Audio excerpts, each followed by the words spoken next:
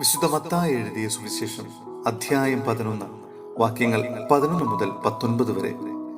സ്നാപകനെ കുറിച്ച് സാക്ഷ്യം.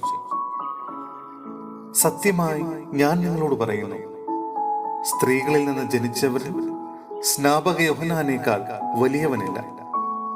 എങ്കിലും സ്വർഗരാജ്യത്തിലെ ഏറ്റവും ചെറിയവൻ അവനേക്കാൾ വലിയവനാണ്. സ്നാപക യോഹന്നാന്റെ നാളുകൾ മുതൽ ഇന്നുവരെ സ്വർഗരാജ്യം ഫലപ്രയോഗത്തിന് വിഷയമായിരിക്കുന്നു. ഫലവാന്മാർ അത് പിടിച്ചടക്കുന്നു.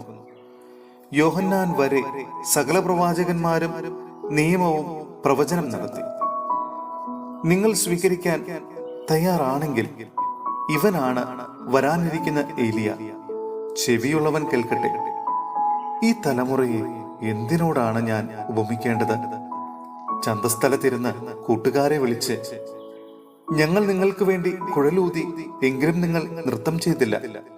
ഞങ്ങൾ വിലാപഗാനം ആലപിച്ചു, എങ്കിലും നിങ്ങൾ വിലപിച്ചില്ല എന്ന് പറയുന്ന കുട്ടികൾക്ക് സമാനമാണ് ഈ തലമുറ. യോഹന്നാൻ ഭക്ഷിക്കാത്തവനും പാനം ചെയ്യാത്തവനുമായി വന്നു. അവൻ പിശാചുബാധിതനാണെന്ന് അപ്പോൾ അവർ പറയുന്നു.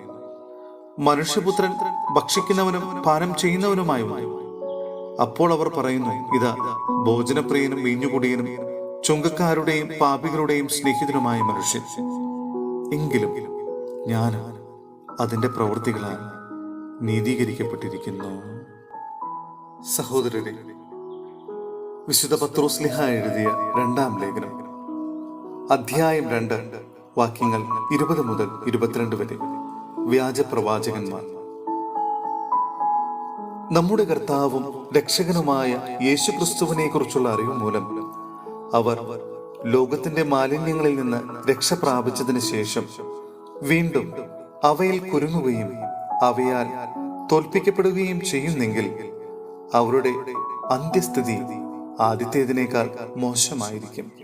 കാരണം തങ്ങൾക്ക് ലഭിച്ച വിശുദ്ധ കൽപ്പനയെക്കുറിച്ച് അറിഞ്ഞിട്ട് അതിൽ നിന്ന് പിന്മാറുന്നതിനേക്കാൾ അവർക്ക് നല്ലത് നീതിയുടെ വഴിയെക്കുറിച്ച് അറിയാതിരിക്കുകയായിരുന്നു.